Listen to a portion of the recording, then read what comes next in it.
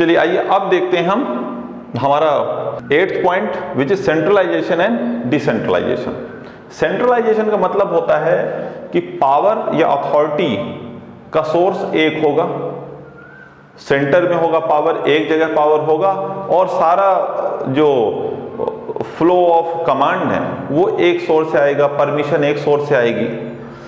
तो इस प्रिंसिपल का मतलब ये है कि सिर्फ सेंट्रलाइजेशन नहीं होना चाहिए ऑर्गेनाइजेशन में, डिसेंट्रलाइजेशन भी होना चाहिए। डिसेंट्रलाइजेशन का मतलब होता है जब हम पावर को लोअर लेवल ऑफ मैनेजमेंट में डिस्ट्रीब्यूट कर देते हैं अथॉरिटी को, तो वो कहलाता है decentralisation.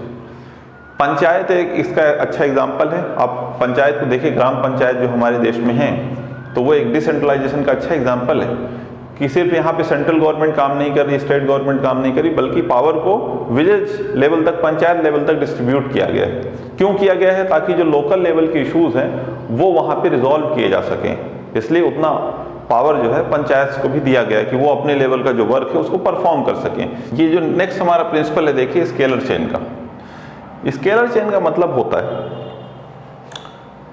A chain of command, a hierarchy, subordinate and senior relation, कि किस तरह टॉप मैनेजमेंट से लोअर मैनेजमेंट या टॉप मैनेजमेंट से मिडिल फिर लोअर मैनेजमेंट में किस तरह से ऑर्डर्स आएंगे, इंस्ट्रक्शन आएगी, कमांड आएगी और किस तरह से communication from top to bottom flow होगा।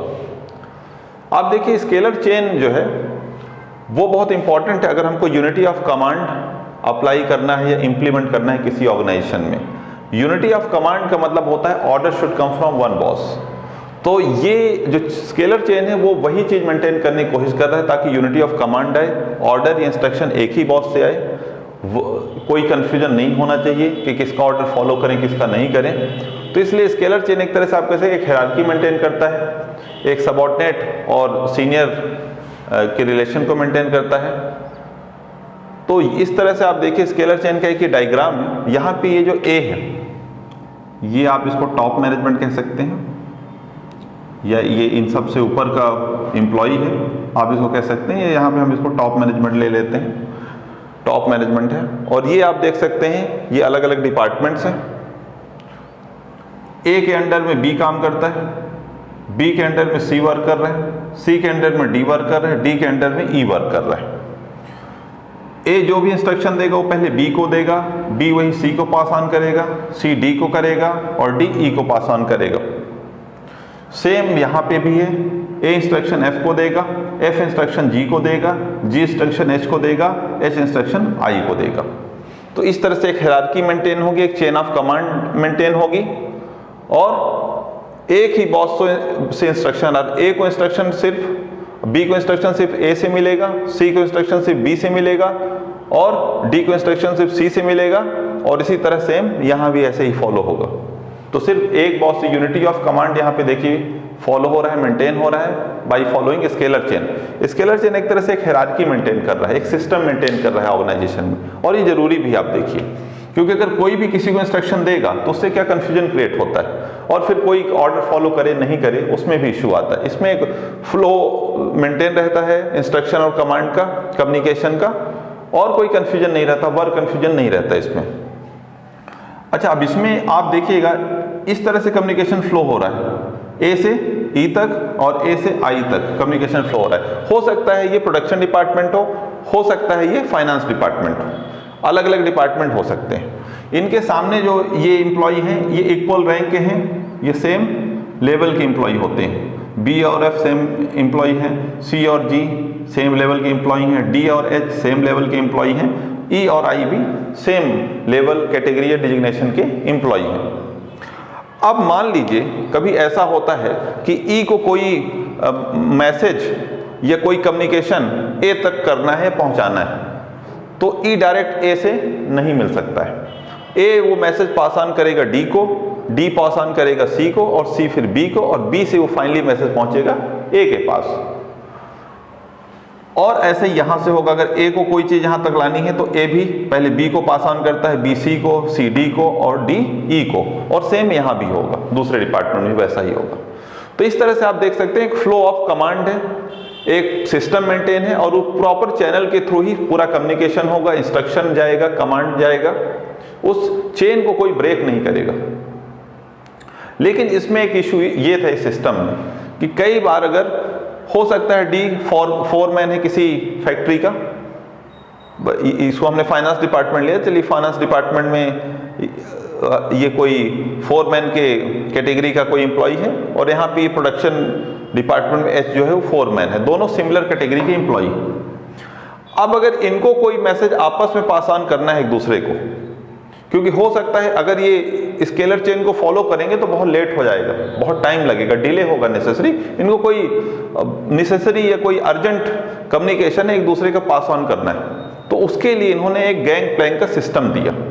गैंग प्लैंक का सिस्टम ये होता है कि गैंग प्लैंक एक ऐसा सिस्टम है जिसमें हम स्केलर चेन को ब्रेक कर सकते हैं सिर्फ जरूरी रीजंस के कारण। If there is urgency, some important work, something very important, then this scalar chain can be broken, but still by following a system that is gang plank। gang plank का आपको system follow करना पड़ेगा। gang plank का system क्या कहता है कि same level के सेम डिजिग्नेशन के एम्प्लॉय आपस में कम्युनिकेट कर सकते हैं। कैसे? पहले वो अपने रिस्पेक्टिव जो उनके बॉसेस हैं, जैसे डी का बॉस सी है और एच का बॉस जी है, तो ये पहले अपने रिस्पेक्टिव बॉस को इन्फॉर्म करेंगे कि आपस में कम्युनिकेट करना चाहते हैं। इनकी परमिशन मिलने के बाद ये आपस में कम्युनिकेट करेंगे, मैसेज एक दूसरे को पास ऑन करेंगे। ये है गैंग प्लैंक का सिस्टम कि अर्जेंसी या कुछ इमरजेंसी होने पर सिमिलर लेवल के जो एम्प्लॉय हैं दूसरे डिपार्टमेंट के, एक डिपार्टमेंट से दूसरे डिपार्टमेंट के जो सिमिलर लेवल के एम्प्लॉय हैं वो आपस में कम्युनिकेट कर सकते हैं इमरजेंसी में, लेकिन पहले अपने रिस्पेक्टिव बॉस को इन्फॉर्म करेंगे, उसके बाद वो आपस में कम्युनिकेट कर सकते हैं। और बाकी सिस्टम जो है स्केलर चेन का, उसमें कहीं भी ये चेन ब्रेक नहीं होती है, नॉर्मल कंडीशन में ये चेन फॉलो होगी और इसी चेन के थ्रू बात करना है। डी को अगर एफ से बात करना है वो कभी बात नहीं कर सकता क्योंकि वो सेम एम्प्लॉय नहीं है। ये गैंग प्लैंक का सिस्टम सिर्फ सिमिलर लेवल के एम्प्लॉयज के बीच में कम्युनिकेशन करने का सिस्टम है।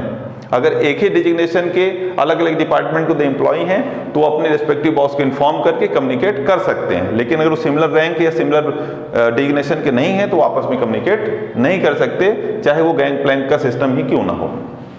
तो ये हुआ स्केलर चेन का सिस्टम, ये बहुत इंपॉर्टेंट है, इसको ध्यान से पढ़िएगा। नेक्स्ट चलते हैं ऑर्डर। नेक्स्ट हमारा जो प्रिंसिपल है, प्रिंसिपल ऑफ मैनेजमेंट है, वो है ऑर्डर। ऑर्डर का मतलब होता है, यहां ऑर्डर का मतलब है एक सिस्टम। हर ऑर्गेनाइजेशन में एक सिस्टम होना चाहिए। इस सिस्टम का मतलब होता है there should be place for everything and everyone.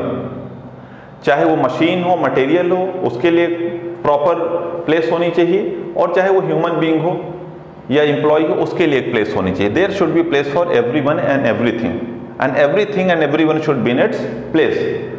जैसे कि मान लीजिए कोई फैक्ट्री है, वहां पे इन्वेंट्री कहाँ पे स्टोर होगी या रॉ मटेरियल कहाँ पे इकट्ठा होगा, स्टॉक कहाँ पे रखा जाएगा, उसका एक प्रॉपर प्लेस होना चाहिए, ताकि अगर किसी को जाना है और इन्वेंट्री या स्टॉक से कुछ लेना है तो उसको पता होना चाहिए वो कहाँ पे है। किसी को चेक करना है, इंस्पेक्शन करना है, या किसी को उससे रॉ मटेरियल लेना है तो उसको पता होना चाहिए, उसका एक प्लेस होना चाहिए। फोरमैन अगर कोई फैक्ट्री का है तो उसका एक प्लेस होना चाहिए जहाँ पे उसको अगर कोई उसको मिलना चाहता है, उससे किसी को काम है तो वो वहाँ पे उसका एक प्लेस होना चाहिए और उसको वहाँ पे होना चाहिए। तो ऑर्डर का मतलब यही है कि ऑर्गेनाइजेशन में जो भी मटेरियल है, जो भी एम्प्लॉय हैं, ह्यूमन बीइंग है, सब के लिए एक प्लेस होनी चाहिए, और तभी हम कह सकते हैं कि उस ऑर्गेनाइजेशन में ऑर्डर है, एक सिस्टम है। सब चीज़ें एक सिस्टमेटिक ऑर्डर में एक प्लेस में होनी चाहिए। ऐसा नहीं कि कोई भी चीज़ कहीं पे रखी हुई है, अननेसेसरी डिले हो रहा है उनको सर्च करने में, ढूंढने में, तो वो नहीं होना चाहिए। इससे क्या होती है, आपकी इफिशिएंसी और इफेक्टिवनेस अफेक्टेड होगी। तो there should be place for everything and everyone, ये कह रहा है किसका, प्रिंसिपल ऑर्डर का। नेक्स्ट प्रिंसिपल है इक्विटी। इक्विटी का प्रिंसिपल ये कह रहा है, इक्विटी का मतलब है कि आपको ट्रांसपेरेंट रहना है, आपको फेयर रहना है, आपको डिस्क्रिमिनेशन नहीं दिखाना है, डिस्क्रिमिनेटरी नहीं होना है आपकी पॉलिसीज को, जेंडर, कास्ट, रिलीजन को लेके, इन सारी चीज़ों को लेके आपको बायस नहीं होना है। You need to be transparent, fair with everyone. Same work करने, इसका एग्जांपल ये है कि जो employ same nature of work कर रहे हैं उनको एक जैसे वेजेस से सैलरी होनी चाहिए। ऐसा नहीं होना चाहिए कि कोई किसी मैनेजर का फेवरेट है तो उसको ज़्यादा सैलरी दे रहा है, दूसरा उसको पसंद नहीं इसलिए उसको कम सैलरी दे रहा है। इस तरह से उनको ट्रीट नहीं करना है, उनको एक जैसे ट्रीट करना है, फेयर ट्रीटमेंट मिलना चाहिए सबको। इससे क्या होगा, इससे सब ऑर्गेनाइजेशन के लिए लॉयल रहेंगे, एक सिस्टम को फॉलो करेंगे और स्मूथ फंक्शनिंग जो है ऑर्गेनाइजेशन का वो डेवलप होगा और डिसिप्लिन को मेंटेन करना आसान होगा, क्योंकि आपका सिस्टम एक तरह से फेयर है, वो सबके लिए बराबर है, कोई उसके लिए कम ज़्यादा नहीं है। तो there should be principle of equity, इसको अप्लाई करना चाहिए। नेक्स्ट चलते हैं, 12th है स्टेबिलिटी ऑफ पर्सनल। देखिए ये स्टेबिलिटी ऑफ पर्सन ये भी बहुत इंपॉर्टेंट। स्टेबिलिटी ऑफ पर्सन का मतलब है एक तरह से आप समझिए जॉब सिक्योरिटी। एम्प्लॉय को क्या होना चाहिए? जॉब सिक्योरिटी होना चाहिए। स्टेबिलिटी ऑफ पर्सनल, जो एम्प्लॉय आप ऑर्गेनाइजेशन में रिक्रूटमेंट करते हो, सिलेक्शन करते हो, तो सिलेक्शन और रिक्रूटमेंट के समय आप जितना भी उनको चेक करना है आप कर लीजिए, लेकिन एक बार जब सिलेक्शन उनका हो जाता है उसके बाद आप उनको एक तरह से सेफ इन्वायरमेंट दीजिए, वर्क कल्चर में ढलने का मौका दीजिए, उनको वर्क को सीखने दीजिए और उनको एक तरह से ऑर्गेनाइजेशन का पार्ट बनने दीजिए, उनको अपॉर्चुनिटी दीजिए, उनको इनकरेज करिए कि वो ऑर्गेनाइजेशन का पार्ट बने। क्योंकि अगर किसी ऑर्गेनाइजेशन में स्टेबिलिटी ऑफ पर्सनल नहीं है, जॉब सिक्योरिटी नहीं है, तो एम्प्लॉय क्या करेगा? एम्प्लॉय तो पूरे टाइम अपने जॉब सिक्योरिटी को लेकर परेशान रहेगा, वो जॉब ही सर्च करता रहेगा, काम कब करेगा आपके लिए। तो उससे क्या होगा? आपकी इफिशिएंसी इफेक्टिवनेस अफेक्टेड हो रही है, ऑर्गेनाइजेशन अपना गोल अचीव नहीं कर पाएगा। और एम्प्लॉय क्या करेगा? बार बार जॉब छोड़ेंगे। एम्प्लॉय आएंगे आपकी कंपनी में और उनको जॉब सिक्योरिटी नहीं दिखेगी, तो वो अपनी जॉब सिक्योरिटी को लेके इनसिक्योर रहेंगे और वो पूरे टाइम जॉब सर्च करते रहेंगे। फिर जैसी जॉब मिलेगी वो आपकी कंपनी को छोड़ के दूसरी कंपनी में चले जाएंगे। तो इससे क्या होगा? पूरे टाइम कंपनी में ही चलता रहेगा और फिर नए पर्सनल को हायर करना, उनका रिक्रूटमेंट करना, सिलेक्शन करना, ट्रेनिंग देना, उसमें आपको कॉस्ट भी लगता है, तो आपका अननेसेसरी कॉस्ट भी लगेगा। इसके अलावा मार्केट में एक ब्रांड इमेज जो होती है कंपनी की वो भी खराब होती है। अच्छे लोग जो हैं ऐसी ऑर्गेनाइजेशन में काम करना पसंद नहीं करेंगे जहाँ पे जॉब सिक्योरिटी नहीं। तो एक तरह से देखा जाए तो स्टेबिलिटी ऑफ पर्सनल से बहुत सारे फायदे, अगर प्रिंसिपल लगाया जाता है तो आप देखिए बार बार आपको रिक्रूटमेंट, सिलेक्शन, ट्रेनिंग में पैसा खर्च नहीं करना है। एम्प्लॉय जो है आपके ऑर्गेनाइजेशन में रहेगा तो आपके ऑर्गेनाइजेशन के लॉयल रहेगा और उसको वर्क आता है, वो बार बार वही वर्क करके ज़्यादा इफेक्टिव इफिशिएंट रहेगा। फिर वो क्या होगा? उसके अंदर बिलोंगिंगनेस आ जाती है ऑर्गेनाइजेशन के लिए, वो अपने आप को ऑर्गेनाइजेशन के हिस्सा समझता है, टीम समझता है, तो वो और अच्छे से और मोटिवेटेड होकर वर्क करता है आपके ऑर्गेनाइजेशन के लिए। दूसरा, बाहर भी इमेज एक अच्छी जाती है तो अच्छे लोग आपके ऑर्गेनाइजेशन में वर्क करना चाहते हैं। इसलिए स्टेबिलिटी ऑफ पर्सनल ये भी बहुत इंपॉर्टेंट है। जिस तरह हमने यहाँ पे लिया था रिम्यूनरेशन ऑफ एम्प्लॉयज, ये भी बहुत इंपॉर्टेंट है। हमको एम्प्लॉयज के फाइनेंशियल कंडीशन को भी देखना है, उसकी नीड को भी पूरा करना है। ठीक ऐसे ही स्टेबिलिटी ऑफ पर्सनल है, हमको एम्प्लॉय के फ्यूचर और उनके पर्सनल लाइफ को भी सिक्योरिटी देनी है, तभी वो हमारी ऑर्गेनाइजेशन में पूरी ऑनेस्टी से, डेडिकेशन से वर्क कर पाता है। नेक्स्ट है 13th principle, that is initiative. हमको ऑर्गेनाइजेशन में एक इनिशिएटिव को सिस्टम देना चाहिए। इनिशिएटिव को सिस्टम का मतलब ये हुआ कि हमको अपनी ऑर्गेनाइजेशन में ये नहीं देखना चाहिए कि सिर्फ टॉप मैनेजमेंट प्लानिंग करेगा, ये सिर्फ टॉप प्लान बनाएगा, ये टॉप मैनेजमेंट ही सारे काम करेगा, ऐसा नहीं है। हमको अपनी ऑर्गेनाइजेशन में एक ऐसा कल्चर लाना चाहिए जिसमें टॉप मैनेजमेंट हो, मिडिल मैनेजमेंट हो या ऑपरेशनल मैनेजमेंट हो, कोई भी हो, हमको उनको इनवाइट करना चाहिए। If they have any suggestion we should listen them. उनके पास कोई प्लान है, उनको प्लान ऑर्गेनाइज करने के लिए इनकरेज करना चाहिए। और अगर कोई अच्छा प्लान करता है, ऑर्गेनाइजेशन के सिस्टम में रह के अच्छा काम करता है, तो हमको उसको रिवॉर्ड देना चाहिए, इनकरेजमेंट देना चाहिए। इससे क्या होगा कि हमारा जो एक तरह से टीम स्पिरिट है वो आएगा, टीम वर्क आएगा, एक बिलोंगिंगनेस जनरेट होगी। और कई बार क्या होता है कि बहुत सारे ऐसे लोग भी होते हैं कंपनी में जो बहुत टैलेंटेड होते हैं, इनोवेटिव आइडिया के होते हैं, तो उनके टैलेंट को यूटिलाइज करने का भी अपॉर्चुनिटी हमको इससे मिलेगा। हम सही टैलेंट की पहचान कर पाएंगे, नए आइडियाज ला पाएंगे, इनोवेशन ला पाएंगे अपनी ऑर्गेनाइजेशन में और एक तरह से हेल्दी इन्वायरमेंट डेवलप कर पाएंगे। तो इसीलिए the principle of initiative is also very important. Next चलते हैं, लास्ट जो 14th प्रिंसिपल ऑफ मैनेजमेंट है, this 14 principles of management is about spirit de corps. Spirit de corps का मतलब होता है टीम स्पिरिट। ऑर्गेनाइजेशन को एक टीम स्पिरिट डेवलप करना चाहिए, सारे एम्प्लॉयज में ये मैसेज पास ऑन करना चाहिए, इस तरह का कम्युनिकेशन हमको पास ऑन करना चाहिए कि हम उनको बोलें और हम उनको इतना कन्विंस कर पाएं कि हमको we don't have to work for only ourself, we have to work for the company, we have to work for the organisation, because if organisation benefits we all get benefited by it.